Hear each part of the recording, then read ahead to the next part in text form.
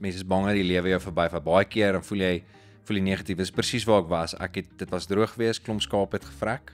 Skaapboere sal weet. Dit was die trifecta, dit was eers baie reën, toe is dit baie parasiete en toe is dit droog. Toe is dit droog en baie warm en hulle was swaardragtig geweest. In daai oomblik betwyfel jy nogal, ek wonder of moes ek hierdie gedoen het. En so jy raak bietjie negatief, ondankbaar in daai oomblik. Dis 'n trial waardeur jy moet gaan, hè. Jy moet deur daai goeders gaan om te leer dat dit is hoe dit werk op 'n plaas. Dis nie altyd lekker nie. Iemand het my gesê boerdery is net damage control. Eintlik is al wat dit is. Toe voel ek in daai ding maar ja, yes, dis nou die skape gaan dood en ek kan definitief meer, ek moet dalk bietjie meer geld maak vir my toekoms en ek wil ook trou en yes, en ek super uit shape uit. Ek moet weer begin oefen. Ja, so, alles lyk sommer nou net donker. Alles in daai ding en toe dink ek soos ja, ek's besig om 'n bietjie ondankbaar te wees hierso. Want toe ek omdraai is ek soos ek gaan nou in my huis instap in my studio en 'n song skryf. Toe dink ek yes, jy's so freaking ondankbaar.